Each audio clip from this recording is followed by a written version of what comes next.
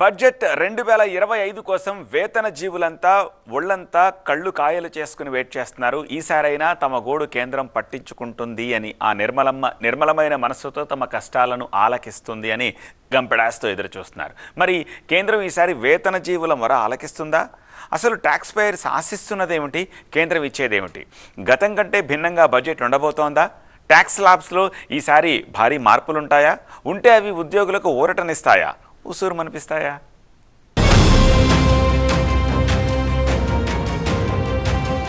ఫిబ్రవరి 1న ఆర్థిక మంత్రి నిర్మలా సీతారామన్ బడ్జెట్లో వేతన జీవులకు గుడ్ న్యూస్ చెప్తారా అన్న ప్రశ్న దేశవ్యాప్తంగా వినిపిస్తోంది. ఇప్పుడు ఈసారి ఉద్యోగుల ఆదాయ పన్ను భారం తగ్గించేందుకు కేంద్ర ప్రభుత్వం పలు చర్యల్ని పరిశీలిస్తున్నట్లు సమాచారం అందుతోంది. ముఖ్యంగా వార్షిక ఆదాయం 10 లక్షల రూపాయల వరకు పన్ను మినహాయింపునివ్వాలనే ప్రతిపాదనను కేంద్రం పరిశీలిస్తోందని వార్తలొస్తున్న నేపథ్యంలో ప్రతి ఉద్యోగి బడ్జెట్ 2025పై భారీ ఆశలు పెట్టుకుని వెయిట్ చేస్తోన్న పరిస్థితి. ఓల్డ్ రిజిమ్ తీసేసే ఛాన్సెస్ ఎక్కువ ఉన్నాయి. ఎందుకంటే క్లెయిమ్స్ అన్ని తప్పుడు క్లెయిమ్స్ జరుగుతున్నాయని చెప్పి, కంప్లైంట్లు వస్తున్నాయని చెప్పి ఓల్డ్ రిజిమ్ని తగ్గించి న్యూ రిజిమ్లో ఎక్కువ బెనిఫిట్స్ ఇచ్చే అవకాశాలు ఎక్కువ ఉన్నాయి. అట్లాగే జిఎస్టీలు కూడా చాలామంది ఈ ఫోన్పేలు అవన్నీ వాడుతున్నారు, బ్యాంక్లో ట్రాన్సాక్షన్స్ ఎక్కువ అవుతున్నాయి. దాని గురించి ఆ ఫోన్పే టర్న్ ఓవర్లో అన్నీ కన్సిడర్ చేసి ఎక్కువ మందిని జిఎస్టీలోకి తీసుకొచ్చే ఛాన్సెస్ ఎక్కువ ఉన్నాయి. ఇవి మేజర్ చేంజెస్ ఉంటాయి. అట్లాగే డిడక్షన్స్ కానీ పన్ను స్లాబులు కూడా 10 లక్షల వరకు 10%, 10 నుంచి 20 లక్షల వరకు 20%, అలా స్లాబులు పెంచి ట్యాక్స్ బర్డెన్ తగ్గించే అవకాశం ఎక్కువ ఉంది. ఈ మార్పు కనుక అమల్లోకి వస్తే మధ్యతరగతి ప్రజలకు భారీ ఊరటే. వేతన జీవులకు దీని ద్వారా ఉపాధి భారం తగ్గి సొమ్మును ఇతర అవసరాల కోసం వినియోగించుకునే అవకాశం లభిస్తుంది. అందుకే ఆర్థిక మంత్రి నిర్మలా సీతారామన్ దీనిపై కసరత్తు చేస్తున్నారు. అదే సందర్భంలో వార్షిక ఆదాయం 15 నుంచి 20 లక్షల రూపాయలున్న వారికి 25% ట్యాక్స్ విధించే యోచన కూడా చేస్తున్నారు. ఈ బడ్జెట్లో ఎప్పుడు చూసినా కూడా ఉద్యోగులకి నిరాశ ఎదురవుతా ఉంది. 3 లక్షల వరకు కటింగ్ పోతే 3 లక్షలు దాటిన తర్వాత 5%, 7%, 10% అట్లా ట్యాక్స్ పడతా ఉన్నటువంటి పరిస్థితి. వాస్తవంగా మేము ఏమంటున్నాం అంటే 3 లక్షలు కాదు, ఆ పరిధిని 10 లక్షల వరకు వితౌట్ ట్యాక్స్ అనేటటువంటి దాన్ని పెట్టాలని చెప్పి మేము కోరుతా ఉన్నాం. అట్లా ఇవాళ మేము ట్యాక్స్ అసలు ఉద్యోగులుగా మేము ట్యాక్స్ కట్టాల్సినటువంటి అవసరం లేదని కూడా మేము భావిస్తాను. ఎందుకు అనంటే మేము కొనే ప్రతి వస్తువులో కూడా ఇవాళ మేము ట్యాక్స్ కడతా ఉన్నాం. మళ్ళీ ఇప్పుడు మా మీద నడ్డి విరిగేలా ట్యాక్స్ పెంచడం అనేటువంటి సరైనది కాదు. స్లాబ్ రేట్స్ని కూడా పెంచాలని చెప్పి మేము కోరుతాను. కేంద్ర ప్రభుత్వం ఇప్పటికైనా వాస్తవంగా కొన్ని అంశాల్లో 5,000 రూపాయల వరకు ఇన్సూరెన్స్ సంబంధించినటువంటిది ఉంటే దాన్ని మీ 50,000 వరకు పెంచాలని చెప్పి కోరుతాను. ఈ రెండు నిర్ణయాలని బడ్జెట్లో ప్రకటిస్తే సర్కారీ ఖజానాపై 50,000 కోట్ల నుంచి 1,00,000 కోట్ల రూపాయల భారం పడే అవకాశం ఉంది. అయినా సరే కేంద్రం ఉద్యోగుల విషయంలో ఊరటనిచ్చేందుకే మొగ్గు చూపుతున్నట్టు తెలుస్తోంది. కొత్త ఇన్కమ్ ట్యాక్స్ విధానాన్ని మరింత ఆకర్షణీయంగా మార్చేందుకు ప్రభుత్వం ప్రయత్నాలు చేస్తోంది. ప్రస్తుతానికైతే ఏడాదికి 7 లక్షల రూపాయల వరకు ఆదాయం ఉన్న వాళ్ళు ట్యాక్స్ పరిధిలోకి రారు. ఈ పరిమితిని 10 లక్షల రూపాయలకు పెంచే సాధ్యాల్ని లెక్కల మంత్రి అన్వేషిస్తున్నట్టు సమాచారం.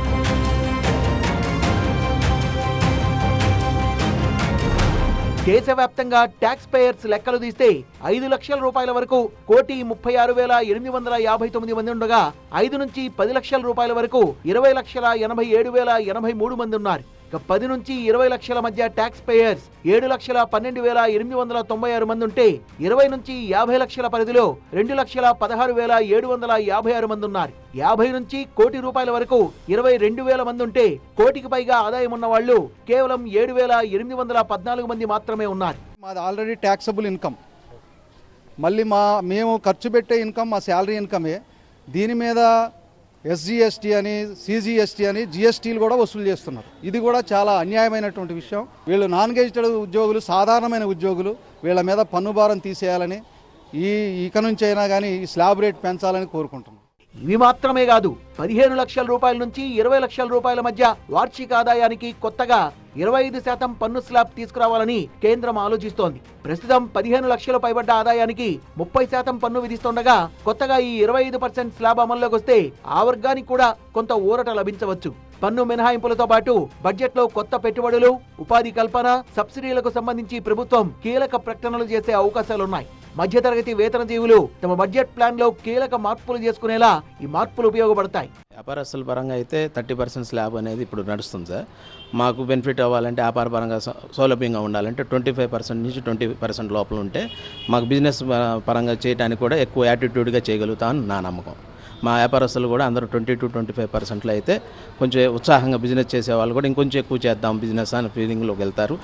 మనం కట్టే పర్సంటేజ్ ప్రకారం మాకు వచ్చే ప్రాఫిట్స్ కానీ ఎస్టాబ్లిష్మెంట్లో మాకు ఉండే ఖర్చులు కానీ బేరీస్ చేసుకుంటే 20% స్లాబ్లో ఉంటే ఎంప్లాయీస్ని చూసుకోవాలి, మా దగ్గర ఉన్న కార్మికులను చూసుకోవాలి, అన్నీ చూసుకోవాలంటే దానికి తగ్గట్టుగా ఉండాలంటే. ఇప్పటి వరకు ఐటీ రిటర్న్స్ ఫైల్ చేసిన వాళ్ళ లెక్కల్ని చూస్తే 2014లో 3,65,00,000 మంది ఐటీ రిటర్న్స్ ఫైల్ చేయగా అది 2024కు రెట్టింపయింది. గతేడాది 7,53,00,000 మంది ఐటీ రిటర్న్స్ ఫైల్ చేశారు. ఐటీ ఫైల్ చేసిన వాళ్ళు డబుల్ అయితే ప్రభుత్వానికి ట్యాక్స్ రూపంలో వచ్చే ఆదాయం 4 రెట్లు పెరిగింది. ఇందుకు కారణం డిజిటల్ ఎకానమీ పెరగడమే. గతంలో కంటే ఇప్పుడు ఏ ట్రాన్సాక్షన్స్ జరిగినా ఐటీ నోటీస్ కు వెళ్తోంది. ఏ ట్రాన్సాక్షన్ జరిగినా పాన్ కార్డ్ మ్యాండేటరీ కావడంతో డైరెక్ట్ గా ఐటీకి ఇన్ఫర్మేషన్ చేరుతోంది. అంతేకాదు ప్రాపర్టీ సేల్లో కూడా పాన్ కార్డ్ ను తప్పనిసరి చేసింది ప్రభుత్వం. అలాగే 50 లక్షలు దాటిన ఏ కొనుగోలైనా 1% టీడీఎస్ తప్పనిసరి చేసింది. రిజిస్ట్రేషన్ ఆఫీస్ నుంచి ఐటీ డిపార్ట్మెంట్ కు డిఫాల్ట్ గా డేటా షేరింగ్ జరుగుతుండడంతో ఎక్కడ ఏ భారీ ట్రాన్సాక్షన్స్ జరిగినా అధికారులకు తెలిసిపోతోంది. అంతేకాదు 2023లో ఐటీ శాఖ ఆర్టిఫిషియల్ ఇంటెలిజెన్స్ ను అడాప్ట్ చేసుకోవడంతో ప్రతి లెక్క పక్కాగా ఐటీకి తెలిసిపోతోంది. అందుకే భారీగా పన్ను ఆదాయం పెరిగినట్లు నిపుణులు చెప్తున్నారు. దేశంలో ఐటీ ఫైల్ చేస్తున్న రాష్ట్రాల్లో నెంబర్ 1లో మహారాష్ట్ర ఉంది. మహారాష్ట్రలో ఏటా 10,07,00,000 మంది ఐటీ రిటర్న్స్ ఫైల్ చేస్తున్నారు. ఆ తర్వాతి స్థానంలో యూపీ 6,07,00,000 మందితో ఉండగా తమిళనాడు 4,53,00,000 మందితో, వెస్ట్ బెంగాల్ 4,23,00,000 మందితో, రాజస్థాన్ లో 4,12,00,000 మంది ఐటీ రిటర్న్స్ ఫైల్ చేస్తున్నారు. గమనించాల్సిన విషయం ఏంటంటే టాప్ 10లో మన తెలుగు రాష్ట్రాలు లేవు. రెవెన్యూ కలెక్షన్స్ లో కూడా మహారాష్ట్రనే టాప్. ఇందులో మన తెలంగాణ 8వ ప్లేస్ లో ఉంది. ప్రస్తుత బడ్జెట్ లో ఇన్సూరెన్స్ ప్రీమియం కు మినహాయింపుల్ని అదనంగా ఇవ్వాలని ప్రజలు కోరుతున్నారు.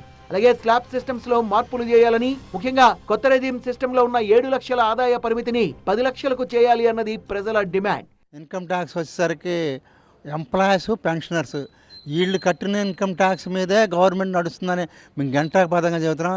ఎందుకంటే కార్పొరేట్లు వాళ్ళు బ్యాంకు రుణాలు తీసుకొని ఆ రుణాలు మాఫీ చేయించుకోవటమే కానీ రుణాలు వాళ్ళు కట్టరు. మా ఎంప్లాయీస్ ఎవరైనా రుణం తీసుకుంటే ఎంటబడి బ్యాంకు వాళ్ళు వచ్చి షూరిటీ ఇచ్చిన వాళ్ళు ఎంటబడి అట్లా వసూలు చేస్తుంది. మా దగ్గర వసూలు చేసిన డబ్బులు వాళ్ళ దగ్గర రుణాలు వాళ్ళు ఎగవేసి రుణమాఫీ చేస్తారు. ఇప్పుడు 10 లక్షల కోట్ల పైన రుణమాఫీ చేశారు. అది ఎవరి మీద వేశారో ఆ ట్యాక్స్ పన్నులు అంటే మన మీదే వేశారు, ఆ మిడిల్ క్లాస్ వాళ్ళ మీద వేశారు. ఇలా చేస్తున్న ఈ గవర్నమెంటు ఈ ఉప్పు చివరికి వంటింట్లో ఉప్పుకి కొంచెం చీపురు మీద కూడా జిఎస్టీ వేసిన ఈ ప్రభుత్వం మన మీదే వసూలు చేస్తుంది. ఎప్పటికైనా ఈ ట్యాక్స్ దానికి సంబంధించే మేము భావిస్తున్నాం. కానీ మిడిల్ క్లాస్కి ఊరటిచ్చే అవకాశమే లేదు. మేము అడుగుతున్నాం 10 లక్షల వరకు రాయితీ ఇవ్వమని అడుగుతున్నాం. ఈసారి బడ్జెట్ పై ప్రతి ఉద్యోగి ఎన్నో ఆశలతో ఎదురు చూస్తున్న పరిస్థితి. వాస్తవానికి ఎన్నికలు ముగిసిన తర్వాత ప్రవేశపెట్టే బడ్జెట్లలో మధ్యతరగతికి ఇన్కమ్ ట్యాక్స్ విషయంలో పెద్దగా గుడ్ న్యూస్లు ఉండవు. కానీ దేశంలో ప్రస్తుతం ధరలు పెరుగుతున్నాయి. మధ్యతరగతి ప్రజల ఆదాయం మాత్రం పెద్దగా పెరగడం లేదు. ప్రజల్లో ఉన్న ఈ అసంతృప్తిని చల్లార్చేందుకు, మార్కెట్లో డిమాండ్ ను పెంచేందుకు కేంద్ర ప్రభుత్వం ఆ దిశగా కసరత్తులు చేస్తున్నట్లు గట్టిగానే ప్రచారం జరుగుతోంది. ఫిబ్రవరి 1 విడుదల ఎలా ఉంటుంది అన్నది ఇప్పుడు అస్సలు పాయింట్.